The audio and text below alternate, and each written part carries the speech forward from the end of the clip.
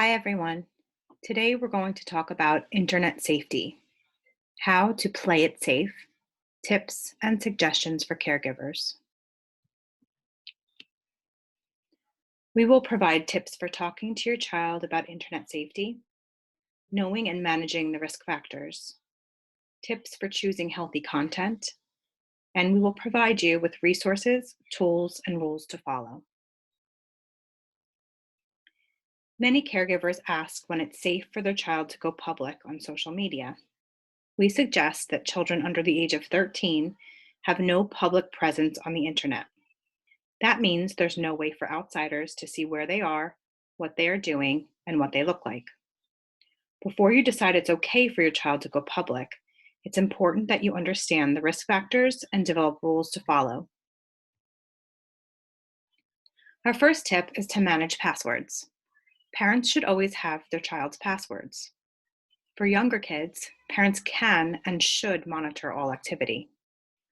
For teens, parents can either monitor activity with their child's awareness, or if the teen has shown some responsible use, you can create a sealed envelope with all of their passwords so you can open as needed.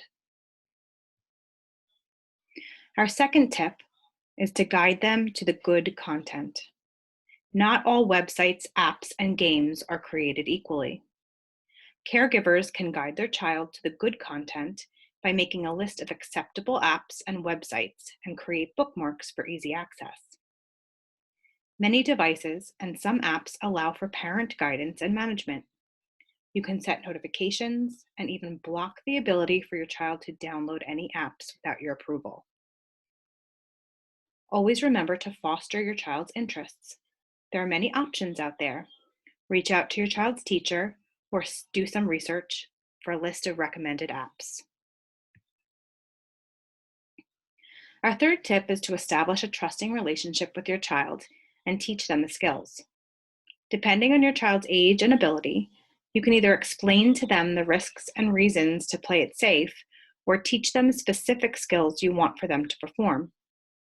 You can have frequent conversations about internet safety or practice the skills frequently so that your child learns how to do them on their own. If you ever need additional support teaching your child, reach out to their teacher or another professional that can help guide you. Remember, if your child needs to feel comfortable coming to you for support. Try your best to stay calm and create a relationship of trust. Some additional supports to help guide you and your child can include visual supports, perhaps reminders for internet safety tips with a list of do's and don'ts. Role playing is another great way to practice the skills needed to stay safe and to assess your child's knowledge. Remember to role play scenarios that are both safe and unsafe to support their learning. You may also want to include a trial period for new devices or app use. This will allow for your child to learn the rules and demonstrate understanding. Our fifth tip is to know the risks. Although you may not think they can happen to you, they are very real. Some of these risks you should be aware of include screen time addiction, cyberbullying, exposure to explicit content, privacy breaches, online predators, scams, and more. Monitoring your child's use, setting parental controls, and making sure privacy settings are enabled are essential.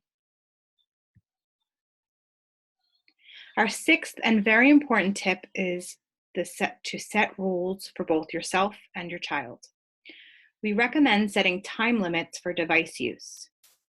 This will help decrease chances for screen addiction, as well as increase time spent doing other healthy activities. It's important to create a safe space to use devices. We recommend no private spaces like bedrooms. Your child's screen should always be visible for monitoring. Remember to establish absolute rules. These include never meeting online contacts in person and never giving out personal information. Acronyms are a great way to provide important information. Play It Safe is a guide for kids and teens to follow. Personal information should never be given out. Let a trusted adult know if someone asks for personal information. Attachments, beware before opening them. Your feelings are important. If you feel uncomfortable, tell a trusted adult. Information online is not always true. If you're ever unsure, ask a trusted adult. Take breaks from your device. Set a timer or set time limits with your parents. Spending money online without permission is not okay. Act politely. Don't say or type anything online that you would not say to a person. Friends online should stay online. If someone ever asks to meet you in person, tell them no and tell an adult immediately. And remember to enjoy yourself, play it safe, and always have fun.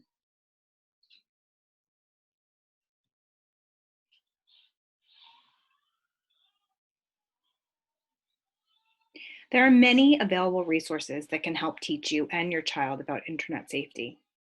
Safety resources include smartsocial.com. Consider installing parental control software and kid-safe search engines such as Safe Search. There's also teaching resources. One is called netsmart.com. NetSmart is an online safety education program that you can customize for your child's age and ability. It includes videos and activities related to internet safety.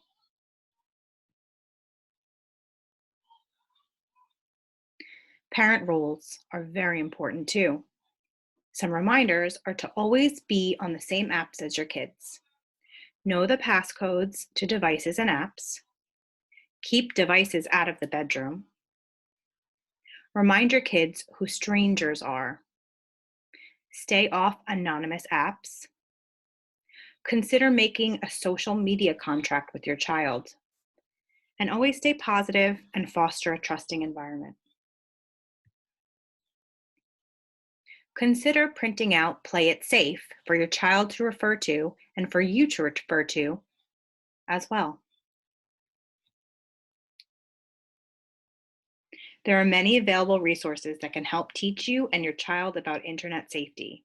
Here are just a few. Remember, play it safe and have fun.